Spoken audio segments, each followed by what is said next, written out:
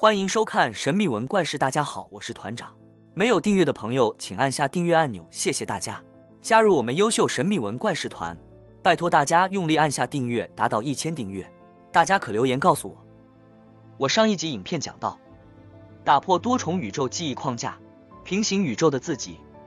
没有看过新朋友，我建议先看上一集。我把上一集影片放在说明栏。最近开始流行起烧脑电影，所谓的烧脑，就是看好几次都不一定看得懂，而大多这类型的作品都和时空有关。有物理学家形容，时间是整个宇宙中最难解的谜团。说到时空类电影，最具代表性的就是《天门》了。这部电影里面出现了各种的时空倒转，看起来都像是虚构出来的，不过其实都有科学根据。里面就探讨了热力学的第二定律，而最重要的就是这个叫做熵的字。有学者提出，只要能逆转熵，就能让时间倒退。这是真的吗？熵到底是什么？看时间又有什么关系呢？马上一探究竟。每个人一定或多或少都有思考过一个问题，那就是时间到底是什么呢？ Aristotle once said, "Time is the most unknown of all unknown things." That was nearly 2,500 years ago, and it still stands true today. If you were to go to Google and type in "what is time," you would find that it says time is a dimension.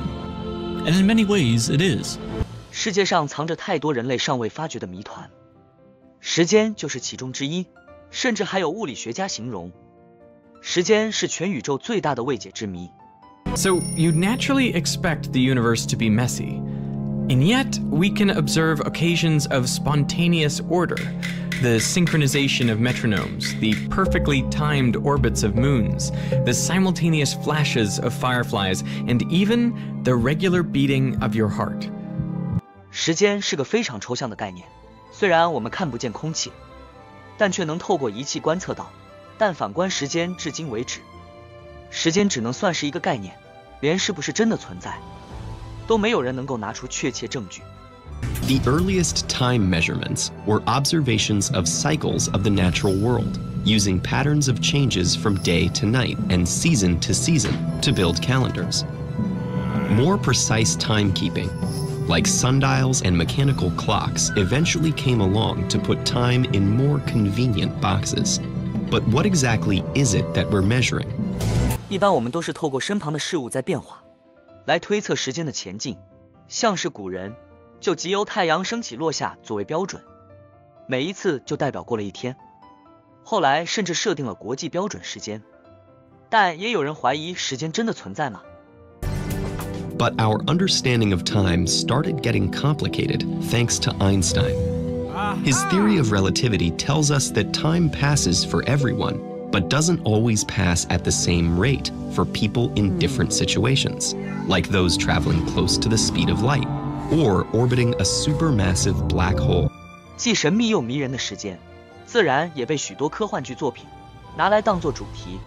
Potentially habitable worlds right within our reach. Could save us from extinction. Here we go. 著名大导演克里斯多弗·诺兰被称为是科幻大师，作品部部都是神作。他尤其擅长使用非线性的叙事方式，来描绘时间与记忆，还有时空的变化。 All I have for you is a word. Tell it. 说起诺兰探讨时间，最有名的作品就是《天冷了》。当时好多人从电影院出来，全都一头雾水，不明白到底看了什么。天能大玩时间逆转，让脑细胞快要烧光，就算重看好几次也不一定看得懂。 It can communicate with the future. Time travel. No. Inversion. 乍看之下会觉得，电影里面男主角可以逆转时间，也太扯了吧！现实之中怎么可能发生这种事？但诺兰的厉害之处，就是在其中摆入科学根据。 See, time comes from the past, originating at the Big Bang, where our history lies and is fixed, through the present, where we are essentially prisoners of, towards the unknown and turbulent future.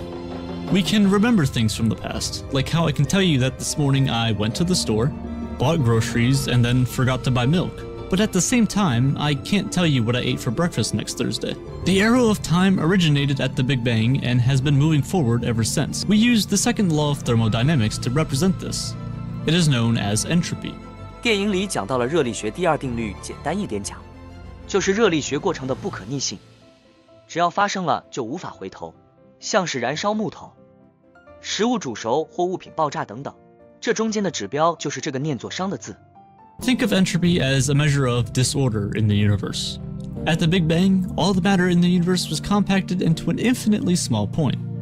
This is considered a very low entropy situation, a very orderly situation. It would be similar to stuffing every sock that was ever made into one drawer. In that situation, you know with 100% certainty where your socks would be. Ever since the Big Bang, all the matter in the universe has been expanding away from each other, making the universe a higher entropy system.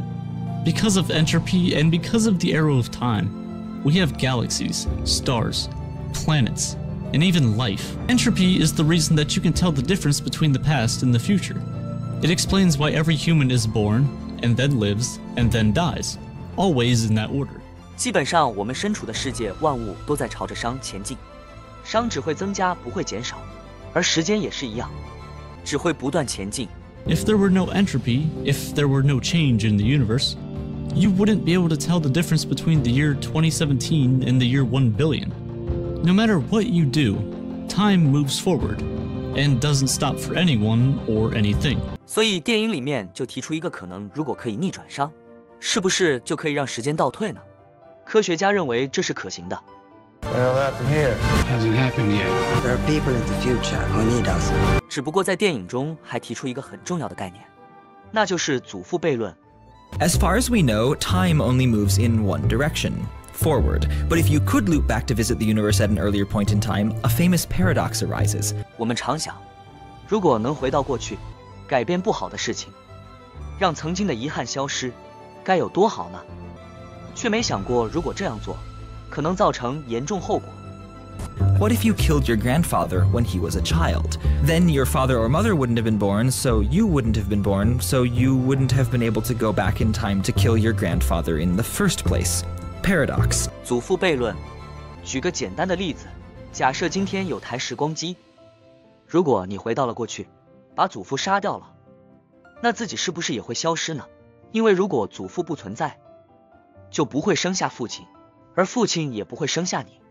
The simplest resolution to the grandfather paradox is that when you go back in time, you're actually not going back into your own history, but to a copy, and everything you do there influences the new alternate future of that universe, not your own past. But that's boring because it just avoids the paradox. 所以支持祖父悖论的人认为，时光旅行是不可能办到的，因为已经发生的过去无法被改变，一旦发生变化，未来也会消失殆尽。